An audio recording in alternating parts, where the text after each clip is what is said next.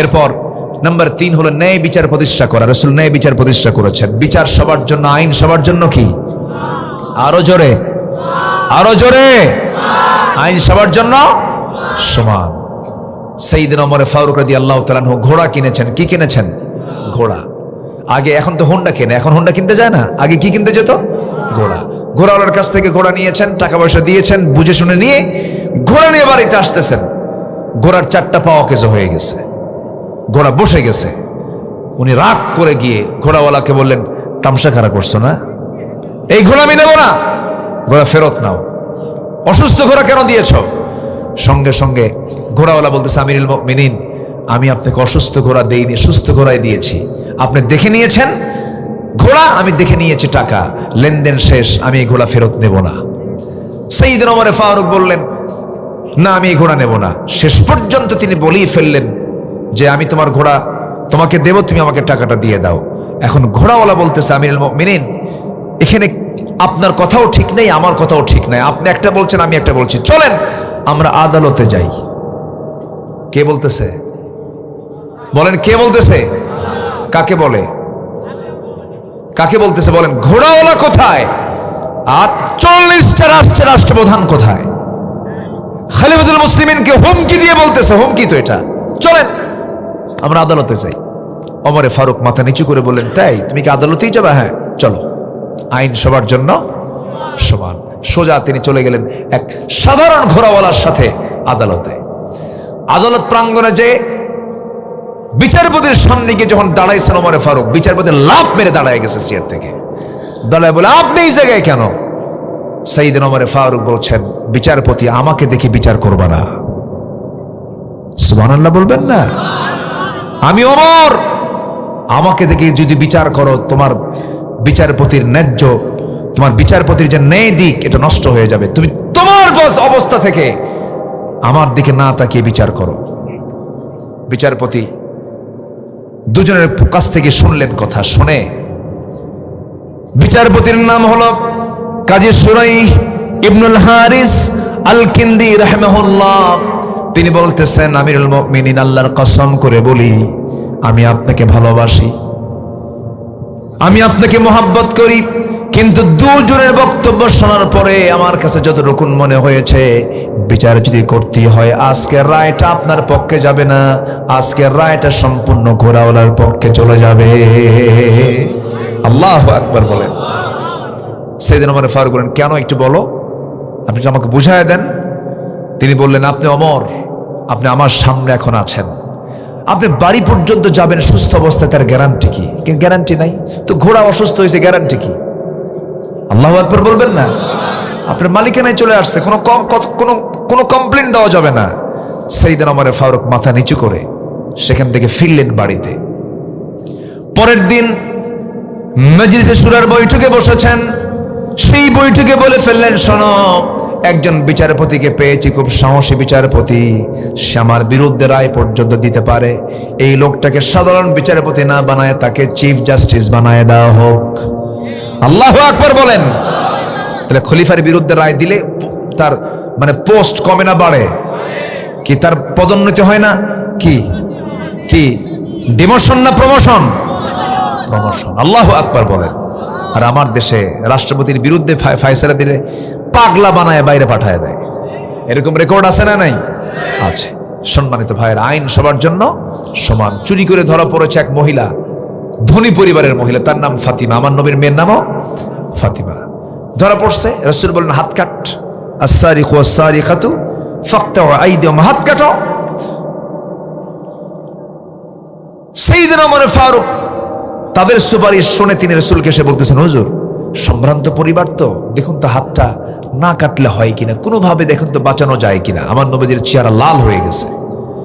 আমার নবীজি রক্তিম চেহারা আকার ধারণ করে বলছেন, ওমর, তোমার দ্বারাজ কণ্ঠ গেল কোথায়? তুমি আজকে আমাকে একজন চোরের পক্ষে সুপারিশ করতে এসেছো। আমি বিশ্বনবীর সিদ্ধান্ত নিলাম, আমার চূড়ান্ত সিদ্ধান্ত শোনো। আজকে যদি ওই উচ্চ বংশের ফাতিমা চুরি না করে যদি আমার মেয়ে ফাতিমা বিনতে মুহাম্মদ যদি চুরি করত, রাসূল একদম শক্ত ভাষায় বললেন, আল্লাহি লাউ আন্না ফাতিমাতা বিনতা মুহাম্মাদিন সারাকাত লাকাতাতু ইয়াদাহা, যদি চুরি করে ধরা পড়ে যেত আমি রাসূল নিজে ফাতিমাকে সবার চোখের সামনে নিয়ে আমি রাসূল নিজে তার হাত কেটে দিতাম।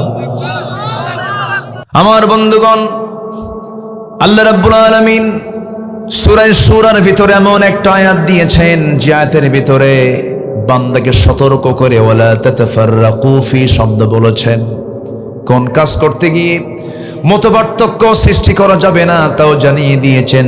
শারা'a লাকুম মিনাদ-দীনি মা ওয়াসসা বিহি নূহান ওয়াল্লাযী আওহায়না ইলাইকা وما وصينا به إبراهيم وموسى وعيسى أن أقيموا الدين ولا تتفرقوا فيه كبر على المشركين ما تدعوهم إليه الله يجتبي إليه من يشاء ويهدي إليه من ينيب جربون الله أكبر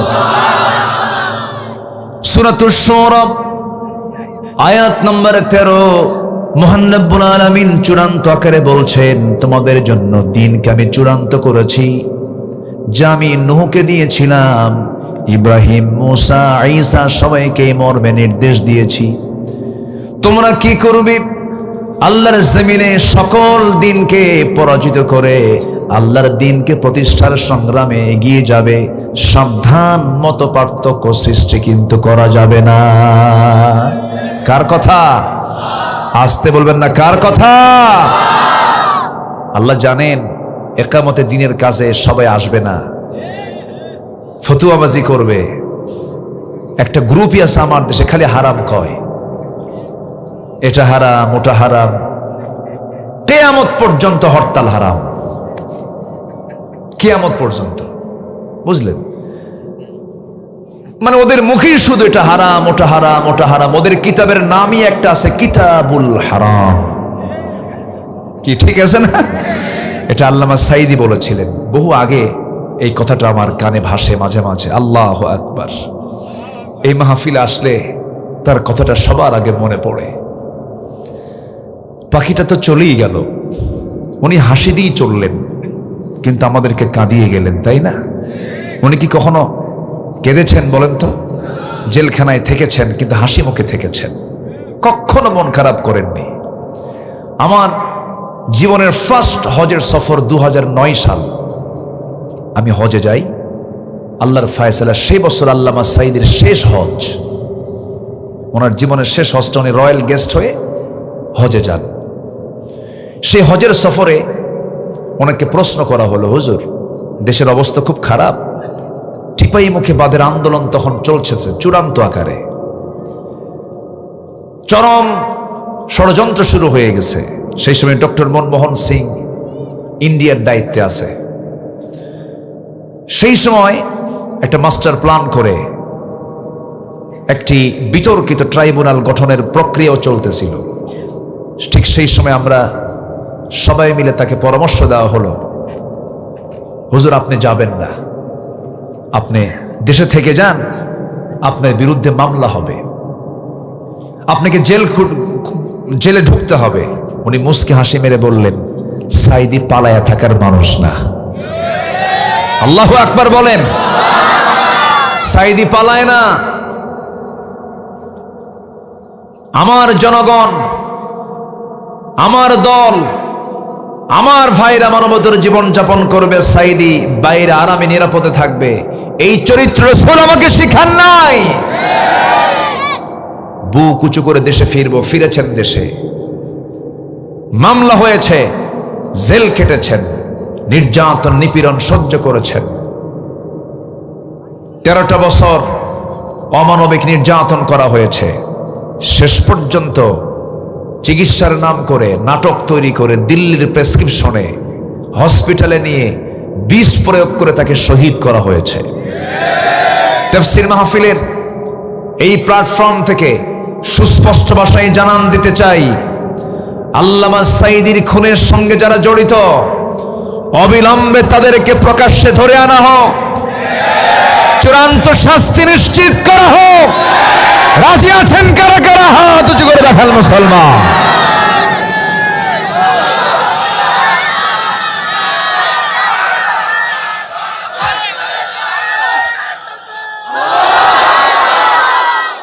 আল্লাহ কবুল করুন, জোরে বলি আমিন, আরো জোরে আমিন। তাফসীর মাহফিলে তার নাম আসবে না, যে বলবে না সে কৃপণ। তার নাম, তার দোয়া আসার দরকার আছে না নাই? আছে। তিনি কখনো কারো কাছে আপোষ করেননি। আল্লাহু আকবার, জোরে বলি আল্লাহু আকবার। আমার বন্ধুগণ, একটু কান লাগাবেন, তাহলে বোঝা গেল দিন কায়েমের সংগ্রামে মত পার্থক্য সৃষ্টি করবে, ফিতনা সৃষ্টি করবে একটা মহল থাকতেই পারে। এটা কে বলছেন? আল্লাহ বলছেন। কিন্তু আমার আপনার পিছিয়ে থাকা যাবে না। এই জমিনে দিন কায়েমের জন্য আমাকে আপনাকে পরিশ্রম করতে হবে, চেষ্টা করতে হবে। আল্লাহ রাব্বুল আলামিন তার রাসূলকে কেন পাঠিয়েছেন? কোরআনকে প্রশ্ন করুন, ও কোরআন তুমি বলো তোমার রাসূলকে তুমি দুনিয়াতে কেন পাঠাইছো? আল্লাহ তো জবাব দিতে পারতেন, শুধু নামাজের জন্য পাঠাইছি না, শুধু আনুষ্ঠানিক কিছু ইবাদতের জন্য পাঠাইছি না। আল্লাহ তাকে কেন পাঠিয়েছেন? কোরআন জবাব দিতেছে একাধিক জায়গায়, হুয়াল্লাযী আরসালা রাসূলাহু বিল হুদা ওয়া দীনিল হক লিইয়ুযহিরাহু আলাদ-দীনি কুল্লিহি ওয়া কাফা বিল্লাহি শাহীদা ওয়ালাউ কারিহাল মুশরিকুন। জোরে বলুন আল্লাহু আকবার। আমার নবীর আসার উদ্দেশ্য হলো, তাকে আল্লাহ রাব্বুল আলামিন পাঠিয়েছেন মূল হেতু, মূল উদ্দেশ্য একটাই, সেটা হলো দুনিয়ার যত তৈরি করা আইন আছে, যত বিধান আছে, সমস্ত বিধানকে পরাজিত করে সে জায়গায় কার দিনকে বিজয়ী করা। কার দিনকে বিজয়ী করা? এই কাজকে আমাদের করতে হবে না ভাই? আসতে বলবেন না, হবে না? কাজ করতে হবে। কাজ করলেই নাজাত পাবো, কাজ না করলে ধরা খাবো। কাজ না করলে ধরা খেতে হবে। আমার বন্ধুগণ, আসুন আমরা নবীর জীবন থেকে তিনি কেমন রাষ্ট্র গঠন করেছিলেন, তার আদর্শ কি ছিল, একটা একটা করে পয়েন্ট আকারে আজকে আমরা শুনবো। সময় দেবেন তো? আমি খুব ভয় পাচ্ছি, 11টা বাজতেছে, আবার দৌড় মারেন কিনা। আমি আছি যতক্ষণ, থাকবেন তো ইনশাআল্লাহ? আচ্ছা, কাহালু তো মনে হচ্ছে না এটা, শেষ না এটা? ঢুকলাম যেন কোন দিক দিয়ে কিভাবে আসলাম। জি, একদম মানে প্রান্ত মনে হয় এটা, তাই না? একদম শেষ, বর্ডার, লাস্ট এরিয়া। জি, এই থানাতে এক বক্তা আছেন, আমার খুব ভাল লাগে। হ্যাঁ, খুব সুন্দর, খালি হাসি মারে মাঝে মাঝে, খুব মজার কথা বলে, কিন্তু প্রত্যেকটা মেসালের ভিতরে মেসেজ আছে, কিন্তু খুব সুন্দর করে গ্রামার খাটায় কথা বলে, খুব ভালো। আল্লাহ তুমি আমার বুজলু ভাইয়ের হায়াতকে লম্বা করে দাও। জোরে বলি আল্লাহুম্মা আমিন।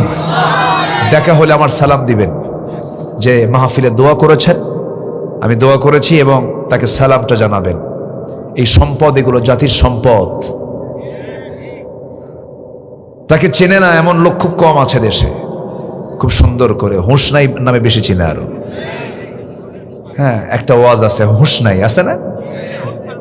খুব সুন্দর। ওমর ফারুকের ওয়াজ দেখছেন? দেখেন, অনেক। একটা মানুষের তো সব দিক থেকে হয় না। আপনি আমার মধ্যে দোষ পাবেন, গুণ পাবেন। আমরা চেষ্টা করব মানুষের দোষ খোঁজা না গুণ খোঁজা। গুণ। সম্মানিত ভাইয়েরা, খুব ভালো মানুষ। আল্লাহ পাক তুমি তার সকল খেদমতকে কবুল করো। জোরে বলি আমিন। ইনি বসে আছেন, দেখি যে ওই জায়গায় বুঝে বসে আছে। মানে নরম মানুষ হলে যা হয়, একদম নরম মানুষ। রসুল খুব লাজুক ছিলেন, খুব লাজুক ছিলেন রসুল। আমার রসুল এত লাজুক ছিলেন, রসুল খুব কথা কম বলতেন, কিন্তু চেহারা ছিল হাস্যোজ্জ্বল। আমরা নবীর চরিত্র নেব, জোরে বলি ইনশাআল্লাহ। কিন্তু হাসি মুখ ছাড়া তার থাকতো না। তিনি হাসতেন, কথা বলতেন কম, কিন্তু মুস্কি হাসি দিয়ে তার মুখটা ভরা ছিল। সাহাবীরা রাসূলকে দেখলে ক্ষুধা নিবারণ হয়ে যেত। আবার মজার মানুষও ছিলেন, মজাও করতেন। এক বুড়ি মহিলাকে দেখে বলেন, বুড়ি জান্নাত পাবেই না, বুড়ি এখন মইরা মইরা শেষ হয়ে যাচ্ছে। হুজুর আপনি বললেন আমি তো শেষ। রাসূল বলেন, কে বলেছে তুমি জান্নাত পাবে না? বুড়ি হয়ে না, ছুরি হয়ে। এলাকে ছুরি খায় না, ছোড়া কি কি কন, ছোড়ার কি ছুরি। হ্যাঁ, ষোড়শী হয়ে জান্নাত পাবে। কে বলেছে তুমি জান্নাত পাবে না? কালো মহিলাকে দেখে বলেন, এই কালো কখনো জান্নাত পাবে না, মুরা শেষ, কান্দা কুন্দা শেষ হয়ে যায়। রাসূল বলেন, কান্দো কেন? হুজুর আপনি বলছেন আমি জাহান্নামী। কে বলেছে তুমি জান্নাত পাবে না? এই চেহারা নিয়ে নয়, পূর্ণিমা রাতের চাঁদের চেয়ে উজ্জ্বল চেহারা নিয়ে তুমি জান্নাত পেয়ে যাবে। মজা করতেন, তৃপ্তি দিতেন, সাহাবে কেরামের খোরাক জুটিয়ে দিতেন মুহাম্মদ সাল্লাল্লাহু আলাইহি ওয়াসাল্লাম।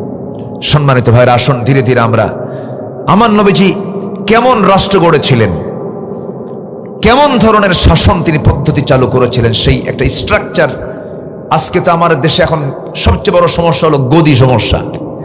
কি সমস্যা বলেন তো? আমার এই কথাগুলো যদি যায় তাদের কাছে, তাই না, তারা যদি এই প্রযুক্তির কল্যাণে কিছু শোনে, কিছু তো উপকার হতেও পারে, তাই না? তো এই গদি সমস্যা এখন সমস্যা, এই সমস্যা কিন্তু লেগেই আছে।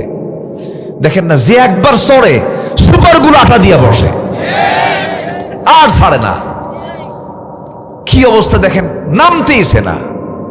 ভাবলাম যুবকরা মনে হয় শেষ হয়ে গেছে, ওরা মনে হয় মোবাইল টোবাইল পায় সব শেষ, কিন্তু না, জাতি মাতাল তালে ঠিক একদম জায়গা মতো চলে গেছে।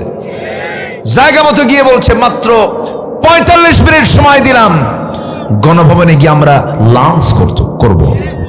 আল্লাহু আকবার বলেন। তোমাদের হাতে এখন বাংলাদেশ। যুবকরা, তোমরা কিন্তু বাংলাদেশকে নিয়ে আছো এখন। তোমরা গর্জে ওঠো, কোন বেনামাজি নেতৃত্ব চলবে না, চরিত্রহীনের নেতৃত্ব চলবে না। এরপর চাঁদাবাজ, সন্ত্রাসী, লুটেরা, এদের নেতৃত্বের মুখে থুতু মারো। সব নেতৃত্ব ছেড়ে ইসলামী নেতৃত্ব গ্রহণ করো। সব দেখে শেষ, আগামীর দেশ হচ্ছে কোরআনের বাংলাদেশ। রাজি আছেন কারা কারা? হাত উঁচু করে দেখান মুসলমান।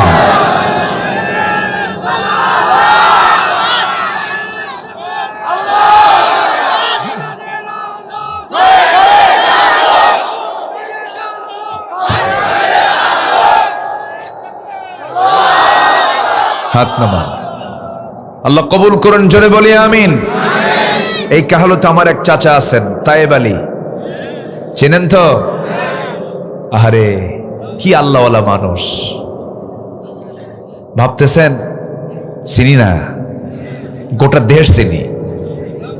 টেকনাফ থেকে তেতুলিয়া কোন নেতা কোথায় কি করে, মোটামুটি আল্লাহ তাআলার মেহেরবানিতে নখদর্পণে আল্লাহ পাক একদম বাংলাদেশের এমন কোন জেলা নাই যেখানে আল্লাহ পাক আমাকে নেন নাই। আপনাদের দোয়ায় আলহামদুলিল্লাহ। আগামীকাল পাবনার দারুল আমান ট্রাস্টের মাহফিল। আগামী 27 জানুয়ারি প্যারেড ময়দান 18 বছর বন্ধ ছিল, ফেরেশতারা বন্ধ রাখছিল। 18 বছর পর চালু হচ্ছে, জোরে বলি ইনশাআল্লাহ। আমান ট্রাস্ট 12 বছর যেতে দেয়নি, মামলা দিয়েছিল, আমাকে যেতেই দেয় নাই। আগামীকাল শুরু হচ্ছে। এরকম করে সিলেটের মাহফিল বাস্তবায়ন হয়েছে, করেছি। প্রথম দিন আমি ছিলাম, শেষ দিন মিজান আজহারি ছিল, এরকম করে উনি ছিলেন। এরকম করে গোটা দেশে মাহফিলের একটা মৌসুম, একটা রসম আগের মতো সেই পূর্বের রূপ চলে এসেছে। আমরা আগামীতে আমরা কোরআনকে দিই, আমরা আমাদের ব্যক্তি, পরিবার, সমাজ, রাষ্ট্রকে আমরা গড়তে চাই। জোরে বলি ইনশাআল্লাহ। এখনো কিছু শকুন আছে না নাই? কিছু শকুনের বদনজর কিন্তু এখনো আছে। কঠোর হস্তে দমন করতে হবে। যুবকরা, পাহারা দিবা। তোমার গ্রামে কোন মেয়ে ঘর থেকে বোরকা ছাড়া বের হয়, সেই বাড়িতে যাবা, মুরব্বীকে বলবে আপনি মেয়ের বাবা অথবা মেয়ের ভাই, বোরকা পরায় বের করুন। আমরা যুবক, আমাদের যৌবন আছে, কষ্ট হয়, চোখের গুনাহ হয়। বোরকা ছাড়া গ্রাম থেকে কোনো মহিলা বোরকা ছাড়া বের হতে পারবে না। এরকম করে 64,000 গ্রামের যুবকরা যদি সচেতন হয় গ্রাম ঠিক হয়ে যাবে। এরপরে তোমার গ্রামের মাতব্বর যদি নামাজ না পড়ে, সেই মাতব্বরকে আস্তে করে ডাক দিয়ে বলবা, চাচা আপনার মাতব্বরে সারা জীবন দেখেছে, আরো সামনের জীবনও দেখতে চায়, আপনি মাতব্বর থাকেন, দয়া করে নামাজটা পড়েন। নামাজ যদি পড়ে ওকে, কোনো সমস্যা নাই। নামাজ যদি না পড়ে আবার দাওয়াত দিবা, তাও পড়ে না, আবার দাওয়াত দিবা, তাও পড়ে না। চূড়ান্ত লেভেলে গিয়ে বলবে নামাজ আছে, মাতব্বরি আছে, নামাজ নাই, মাতব্বরি ছুটাইয়া দেব। ঠিক কিনা? কাজ করতে রাজি আছে যুবকরা? হ্যাঁ, এখন সময় আসছে তো, এখন তো সময় চলে এসেছে, এখন এটা কাজের সময়। ঠিক কিনা? সময়কে আমরা কাজে লাগাবো। জোরে বলি ইনশাআল্লাহ। চোররা তো নাই, চোররা আছে এখন? চোররা তো সব চলে গেছে, গাছের গোড়ায় নাড়া দিছে, মামু বাড়ি দিল্লি গিয়ে পড়ছে। কি সুন্দর আল্লামা সাইদির কথা না? 25 বছর আগের কথা অক্ষর অক্ষরে পালিত হচ্ছে। এমন একটা সময় আসবে পালানোর জন্য একটা ইঁদুরের গর্ত খুঁজে পাবে না। খুঁজে পায় নাই, কলার পাতায় শুয়েছিল। এই মানিক আমার বিরুদ্ধেও রিপোর্ট করেছিল, 116 জন আলেমের তালিকা করেছিল, ওর মধ্যে আমার নামটা ঢুকেছে। 2 বছর পার হয়নি, ওই মানিক বিচারপতি আল্লামা সাইদির বিরুদ্ধে ফাঁসির রায় দিয়েছিল। তাকে সিলেটবাসী ধরে যেদিন তাকে কোর্টে হাজির করা হয়, সেই দিন মাশাআল্লাহ সিলেটবাসীকে ধন্যবাদ, ভালো আপ্যায়ন করেছে, 2টা বিসি আউট করে দিছে। যা তুই খাসি হ, কি হ, খাসি হ।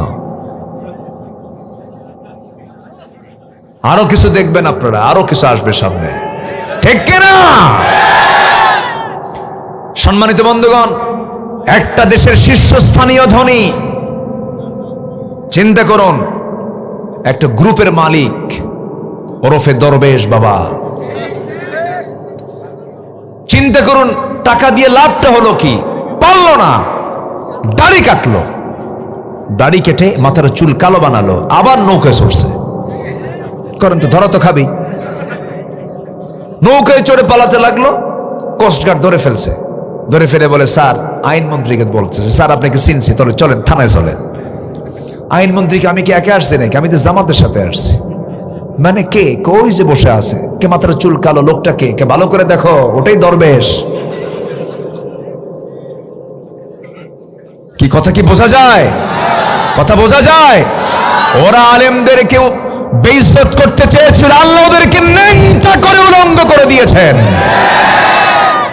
উলঙ্গ করেছেন। এরকম চিত্র আগের যুগেও করেছে কাফের মুশরিকরা নবীদের বিরুদ্ধে। নূহ আলাইহিস সালাতু ওয়াস সালামকে মেরে রক্তাক্ত করে জমিনে ফেলে দিয়ে চলে গেছে। আহা, রক্তাক্ত হয়ে ফিরে আসছেন বাড়িতে, বউটা ভালো না। বউটা ভালো? নূহের বউ ভালো ছিল? ইমরাত নূহ ওয়া ইমরাত লূত, 2 নবীর বউ ছিল কাফেরা। বাইরে অশান্তি, কষ্ট, ভিতরে গিয়ে বউয়ের সঙ্গে কথা বলো তাও কষ্ট। শুধু কষ্ট আর কষ্ট চলে গেছে নূহ আলাইহিস সালামের জীবনে। আল্লাহু আকবার। 900 বছর কালিমার দাওয়াত দিয়েছেন, ইসলাম কবুল করছে মাত্র হলো 80 থেকে 90 জন। ইন্নী দাউতু কওমি লাইলা ওয়া নাহারা। পরে আল্লাহ পাক এমন প্লাবন দিলেন, এক বন্যায় সব শেষ করে দিয়েছেন। আরেকজন নবী খুব রাগী ছিলেন, প্রচন্ড রাগী। বলেন তো কোন নবী হতে পারে? দেখছো কি ওয়াজ শুনছেন আপনারা? দেখেন, কাহালু তো ইসলামী জনপদ, এটা আলেমদের জনপদ, এটা বলি আলহামদুলিল্লাহ। এই মুসা আলাইহিস সালামের বিরুদ্ধে একবার ফেরাউন চট করে একটা অভিযোগ দিয়ে দিল, দোষ ধরলো। আল্লাহর নবীরা কিন্তু শক্তিশালী মানুষ, আল্লাহর নবীরা পৃথিবীর সবচেয়ে সুন্দর সুস্থি, একদম মানে সব মানুষের মধ্যে সবচাইতে সুঠাম দেহের অধিকারী হচ্ছে আল্লাহর নবীরা। তাদের কোনো ত্রুটি ছিল না দেহের। হঠাৎ করে ফেরাউন একদিন ঘোষণা করলো, গোটা দেশে রিউমার মিডিয়া অপপ্রচার করলো যে মুসা কেমন নবী, মুসার তো দেহ ঠিক নাই। কেন? মুসার অন্ডকোষ ছোট বড়। কি কথা কি বুঝতেছেন আপনারা? অন্ডকোষ ছোট বড়, এমন একটা অভিযোগ দিল। বলেন তো এই নবী কি ঠিক থাকার কথা? রাগ কম না বেশি? আল্লাহকে সরাসরি অডিও কল মারলেন। কি কল মারলেন? Audio call. উনি কিন্তু অডিও কলে কথা বলতেন আল্লাহর সাথে, জানেন না আপনারা? কোরআনে আছে না নাই? ওয়া কাল্লামাল্লাহু মূসা তাকলিমা, তিনি অডিও কলে আল্লাহর সঙ্গে কথা বলতেন, সরাসরি অডিও কল হতো। একদিন হঠাৎ করে বলতেছে, আল্লাহ এটা ভিডিও কল দিই। কি কল দিই? ভিডিও কল দিই। আল্লাহ বলেন, তো অপশনই তো নাই, তুমি ভিডিও মারবা কেমনে? লেন তারানি, আমাকে দেখতে পাবা না। আমাকে দেখতে যদি চাও জান্নাতে দেখবা। কাব্বা কি বলে, আল্লাহ কোনো উপায় নাই, আমি তোমাকে দেখবই, তুর পাহাড়ে আসো। তুর পাহাড়ের নাম নেওয়া মাত্রই মুসা বলেন, আল্লাহ তুমি এত দূরের পাহাড়ের নাম নিলে, আশেপাশে এত পাহাড় থাকতে 800 মাইল দূরে, আমি মুসাও কম না, যাবই। জোরে কান সুবহানাল্লাহ। জান্নাতে চলে গেছেন না? চলে গেছেন না? দেখতে পেয়েছেন? দেখতে পাননি। এই নবীর বিরুদ্ধে যখন অভিযোগ দিল, তিনি বললেন, আল্লাহ এটা কি মানা যায়? তুমি কি করবা তাড়াতাড়ি করো, আমার তো সব ঠিকই আছে। ও আমার দোষ দিল কেন? দেশবাসীর কাছে আমার মান সম্মান আছে না? আমার কিসের ছোট বড়, সব তো ঠিকই আছে আমার। আল্লাহ বললেন, মুসা চিন্তা করো না, আমি তোমার লুঙ্গি খুলেই দেখাই দেবো, যাও। জোরে কান সুবহানাল্লাহ। এই বাচ্চাগুলো কি সুন্দর করে শুনতেছে, দেখছেন? দেখেন কি হাসি মারে, আলহামদুলিল্লাহ। হ্যাঁ দেখছেন, অ্যাটেনশন দেখছেন, এদের মনোযোগিতা দেখুন, আলহামদুলিল্লাহ বলেন। জি, মুসা আলাইহিস সালাতু ওয়াস সালাম গোসল করতে নামলেন। তাফসীরে এসেছে গোসল করতে তিনি পানিতে নামলেন, সেদিন তার বিকল্প কোনো লুঙ্গি ছিল না। তিনি করলেন কি, একই লুঙ্গি আবার পড়তে হবে এটা ভেবে লুঙ্গিটা তিনি করলেন কি একটা পাথরের উপরে রাখলেন, রেখে পানিতে নামলেন, গোসল বানালেন। গোসল সম্পন্ন করে তিনি আবার ওই লুঙ্গিটাই পরবেন। ইতিমধ্যে আল্লাহ রাব্বুল আলামিন ওই পাথরকে হুকুম করলেন, পাথরকে জীবন দিয়ে দিয়ে বলেন, পাথর লুঙ্গি নিয়ে দৌড় মার। লুঙ্গি নিয়ে শুনবেন, কথা শুনবেন, আগ্রহ আছে? হ্যাঁ, আল্লাহু আকবার। লুঙ্গি নিয়ে দৌড় মার। দৌড় মারলো লুঙ্গি নিয়ে। মুসা আলাইহিস সালাতু ওয়াস সালাম তার সতর, তার যে লুঙ্গি নাই পরনে, এটা ভুলে গেছেন। আল্লাহ পাক জেহেন থেকে ভুলাইয়া দিয়েছেন। তার একটাই চিন্তা, আমি লুঙ্গি কখন পাবো, লুঙ্গি কখন পাবো। লুঙ্গির পিছনে তিনি দৌড়ান, পাথর দৌড়াচ্ছে লুঙ্গি নিয়া। এখন বলেন, পাথরকে অর্ডার করেছেন তিনি আমার কে? আল্লাহ অর্ডার দিয়েছেন, সেই জন্য তিনি দৌড়াচ্ছেন। সেই পাথর দৌড়াচ্ছে, আল্লাহর নবীও দৌড়াচ্ছেন, পারতেছেন না। কারণ এই লুঙ্গিটার দায়িত্ব পাথরকে দেওয়া হয়েছে।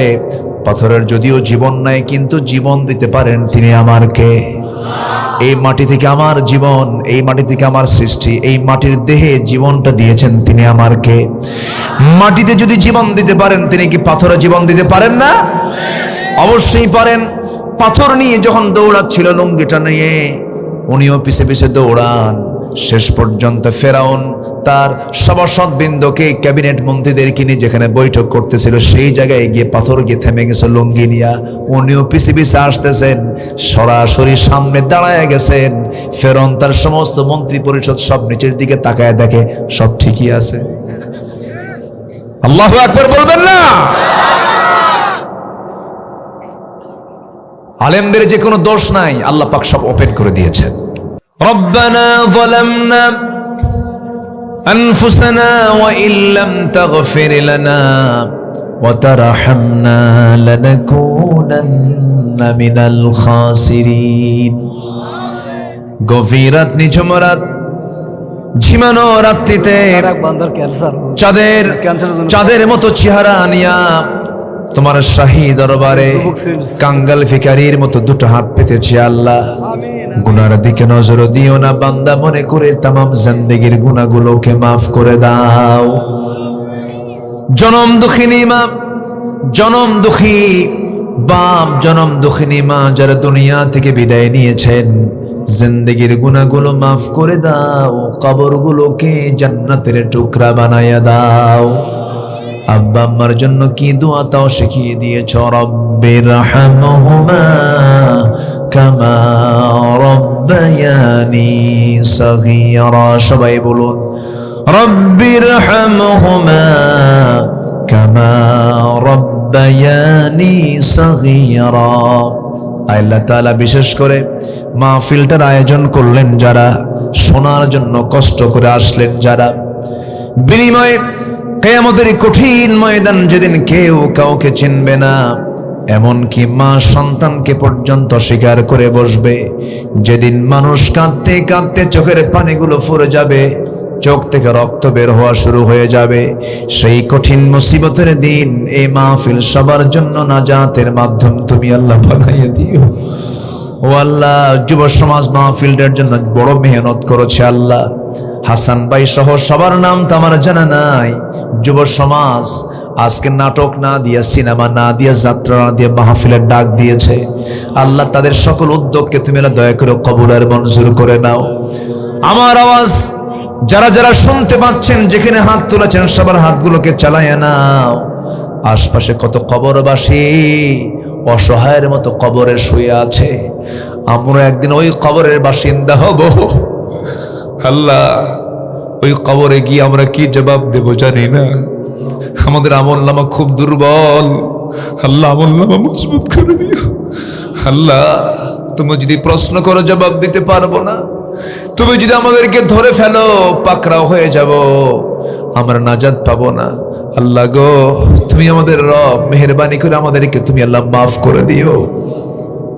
লা তাদা লানা যামবান ইল্লা গফরতাহ ওয়ালা হাম্মান ইল্লা ফাররাজতাহ ওয়ালা দাইনান ইল্লা কাদাইতাহ ওয়ালা মারিদান ইল্লা শাফাইতাহ ওয়ালা হাজাতাম মিন হাওয়াইজিদ দুনিয়া ওয়াল আখিরাহ। আয় আল্লাহ তাআলা, তোমার বান্দাগুলোকে নিয়ে হাত তুলেছি। কিয়ামতের দিন একসঙ্গে যেমন আজকে আমরা সময় কাটালাম, আর সাজমের ছায়ায় তুমি আল্লাহ আমাদেরকে জায়গা করে দিও। আল্লাহ, তোমার বান্দাগুলোকে নিয়ে হাত তুলেছি, কার মনে কোন জ্বালা জানি না, যার যে জ্বালা তুমি আল্লাহ ঠান্ডা করে দিও। আল্লাহ, পরিবারে অশান্তি শান্তি দিয়ে দিও, ব্যবসায় অশান্তি শান্তি দিয়ে দিও। আয় আল্লাহ তাআলা, ঋণগ্রস্ত ঋণ মুক্ত হওয়ার তৌফিকটা দিয়ে দিও। সন্তানগুলো অবাধ্য তুমি আল্লাহ অনুগত করে দিও। আল্লাহ গো, তোমার বান্দাগুলোকে নিয়ে হাত তুলেছি। ফিলিস্তিন, ও আল্লাহ তুমি আল্লাহ বাঁচাও। কাশ্মীর তুমি আল্লাহ বাঁচায় দাও। সিরিয়াকে যেমন জুলুম মুক্ত করেছো, ফিলিস্তিনকে ইহুদি মুক্ত করে দাও। মুসলমানদের বাইতুল আকসা তুমি আল্লাহ মুসলমানদের হাতে তুলে দাও। দুনিয়া থেকে কোন দিন বিদায় নেব জানি না, তবে যেদিন মরবো টান মেরে ঘর থেকে বের করে দেবে। জীবনের শেষ গোসলটা হয়ে যাবে রে, মরা মুখ সব দেখে দেখে যাবে। সন্তানগুলো কাঁদবে রে, পরিবার পরিজন সব চলে আসবে বাড়িতে, চোখের পানি ফেলে ফেলে কাঁদবে, কিন্তু আমাকে কেউ রাখতে পারবে না। যত দেরি হবে লাশ ফুলতে থাকবে। লাশ ফোলা দেখে সবাই বলবে দেরি করো না, তাড়াতাড়ি কবরে থুয়ে আসো। কবরে শোয়া দেবে রে, 24 ঘন্টা যাবে না মাথার চুলগুলো খসে খসে পড়বে। 3 দিন যাবে না চামড়াগুলো গলে গলে পোকার পেটের খাবার হয়ে যাবে। মাত্র 3টা দিন। ও আল্লাহ, কিম্বুত কিমাকার চেহারা হয়ে যাবে রে। 7 দিন যাবে না, পেটের নারী বেরি সব চোখ মুখ কান নাক দিয়ে বের হওয়া শুরু হয়ে যাবে। মাত্র 3টা মাস কবর খনন করে যদি দেখা হয়, কয়েকটা হাড় ছাড়া কিচ্ছু খুঁজে পাওয়া যাবে না রে আল্লাহ। এই তো দুনিয়ার নিয়ম রে আল্লাহ। তোমার দরবারে ফরিয়াদ করি, তোমার পছন্দের বান্দা না হওয়া পর্যন্ত আমাদের কাউকে মরণ দিও না। চাঁদপুরের প্রত্যেকটা সদস্যকে তুমি আল্লাহ দিনের চাঁদ বানায় দাও। মাদেরকে পর্দাশীলা মা বানায় নাও। চাঁদপুরকে তুমি আল্লাহ প্রত্যেকটা ঘরকে ইসলামের দুর্গ বানায় দাও। মওতের সময় যখন চলে আসবে রে, জবানে জারি করে দিও, সবাই বলুন লা ইলাহা ইল্লাল্লাহ মুহাম্মাদুর রাসূলুল্লাহ।